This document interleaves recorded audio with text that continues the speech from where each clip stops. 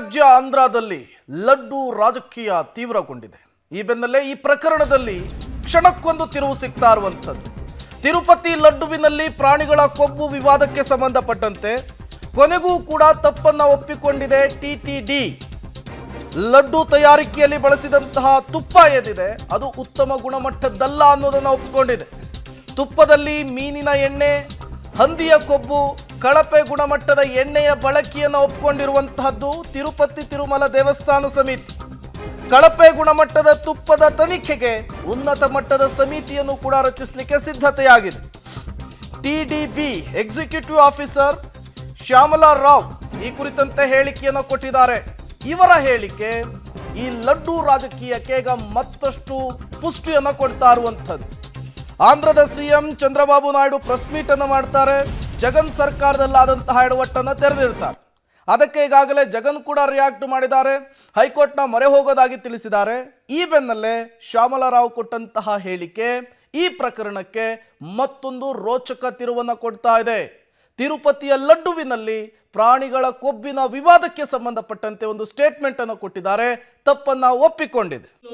ఘీ quality కూడా బాలేదు, చాలా రాంగ్ కంప్లైంట్స్ వస్తున్నాయి. ఇక్కడ యానిమల్ ఫ్యాట్స్ కూడా వాడుతున్నారు అనే కంప్లైంట్స్ కూడా ఉన్నాయి. వీటి మీద దృష్టి పెట్టి తిరుమల యొక్క పవిత్రత కాపాడాలి అని చెప్పడం జరిగింది. అలాగే వచ్చిన తర్వాత జాయిన్ అయిన తర్వాత అంటే 16వ తారీఖున నేను ఛార్జ్ తీసుకోవడం జరిగింది. ఇక్కడ అందరితోని మాట్లాడి ఫీడ్బ్యాక్ తీసుకుంటే ఘీ క్వాలిటీ బాగాలేదనేది చాలామంది ఫీడ్బ్యాక్ ఇవ్వడం జరిగింది. లడ్డూ పోటు మనకున్న స్టాఫ్ కూడా వాళ్ళు కూడా దీనివలన లడ్డూ క్వాలిటీ దెబ్బతింటుంది అనేది ఒకటి. తర్వాత ఎక్స్పర్ట్స్తో కూడా మాట్లాడిన తర్వాత లడ్డూ క్వాలిటీ బాగుండాలి అంటే ఘీ క్వాలిటీ బాగుండాలి.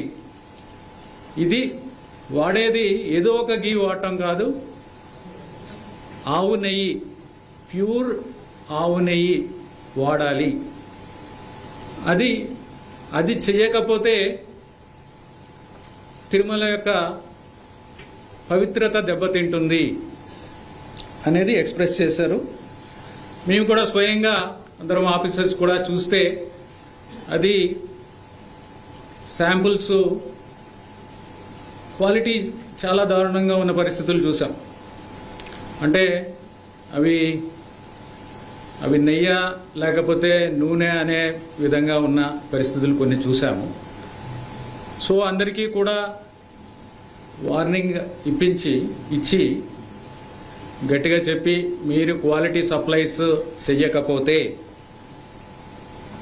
మిమ్మల్ని బ్లాక్ లిస్ట్ చేస్తాము అని చెప్పడం జరిగింది.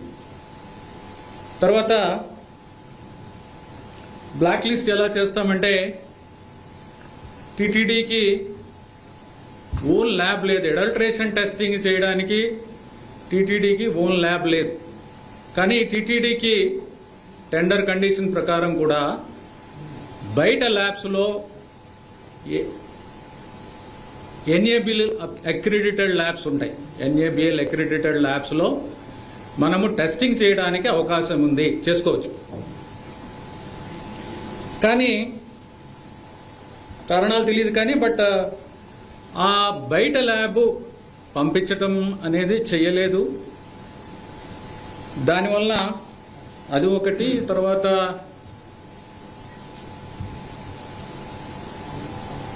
ఒక lab setup adulteration lab setup చేసుకోవడానికి కూడా మరి అది కాలేదు. అడల్ట్రేషన్కి ల్యాబ్, అడల్ట్రేషన్ టెస్టింగ్కి ల్యాబ్ ఎక్విప్మెంట్ 75 లక్షలు ఖర్చు అవుతుంది. 75 లక్షల ఖర్చు. ಮತ್ತಷ್ಟು ಡೀಟೇಲ್ಸ್ ಅನ್ನು ಕೊಡ್ತಾರೆ. ಇದೇ ವಿಚಾರಕ್ಕೆ ಸಂಬಂಧಪಟ್ಟಂತೆ ನಮ್ಮ ಪ್ರತಿನಿಧಿ ಲೋಕೇಶ್ ನೇರ ಸಂಪರ್ಕದಲ್ಲಿ ಜಾಯ್ನ್ ಆಗಿದ್ದಾರೆ. ಲೋಕೇಶ್, ತಿರುಪತಿಯ ಲಡ್ಡುವಿನಲ್ಲಿ ಕೊಬ್ಬಿನ ವಿಚಾರ ಒಂದು ಕಡೆ ರಾಜಕೀಯ ಜಟಾಪಟಿ ಆಗ್ತಾ ಇದೆ, ಮತ್ತೊಂದು ಕಡೆ ಕಾನೂನಿನ ಸಂಘರ್ಷಕ್ಕೂ ಕೂಡ ಜಗನ್ ಇಳಿದಿದ್ದಾರೆ.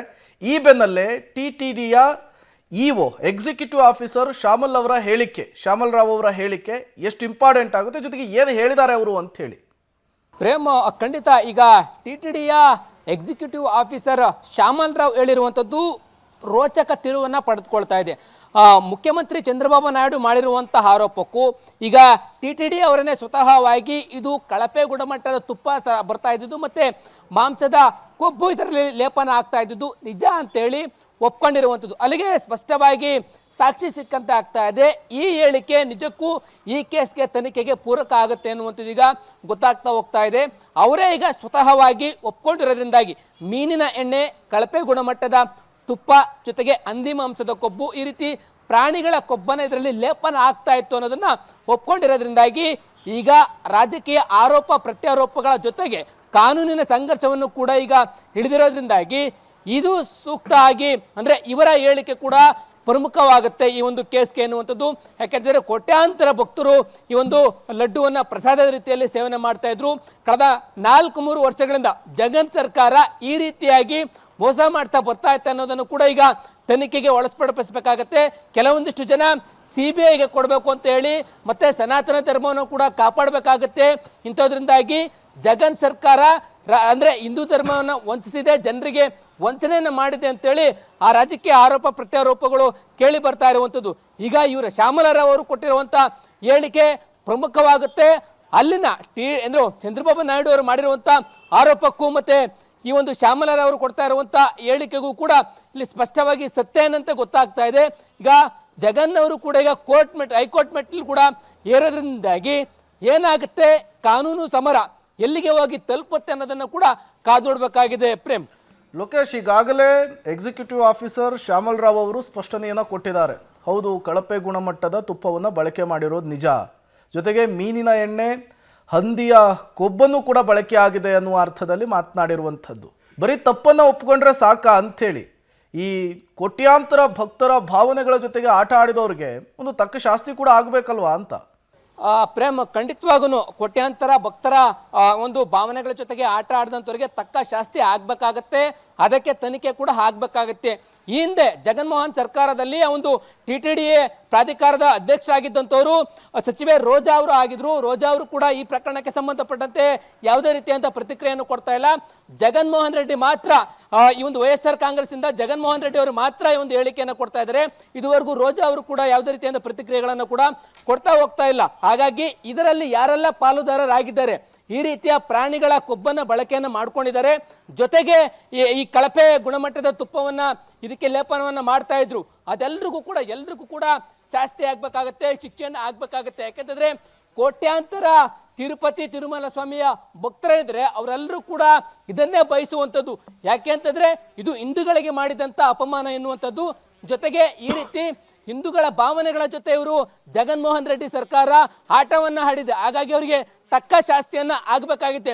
ಆಗ ಪ್ರಾಧಿಕಾರದ ಅಧ್ಯಕ್ಷರಾಗಿದ್ರು, ಆಗ ಒಂದು ತಿರುಮಲದಲ್ಲಿ ಆಗಿದ್ದಂತ ಸಚಿವರು ಯಾರಿದ್ರು, ಆ ಮೇಲ್ವಿಚಾರಣೆಯನ್ನ ಯಾರು ನೋಡ್ಕೊಳ್ತಾ ಇದ್ರು, ಈಗ ಇವರು ಶ್ಯಾಮಲರಾವ್ ಅವರು ಕೊಡ್ತಾ ಇರ್ತಕ್ಕಂಥ ಹೇಳಿಕೆ, ಇದೆಲ್ಲವನ್ನು ಕೂಡ ತನಿಖೆಯನ್ನು ಮಾಡಿ ಈ ಪ್ರಕರಣದಲ್ಲಿ ಯಾರೆಲ್ಲ ಭಾಗಿಯಾಗಿದ್ದಾರೆ ಅವರಿಗೆ ತಕ್ಕ ಸಾಕ್ಷಿ ಆಗ್ಬೇಕಾಗತ್ತೆ.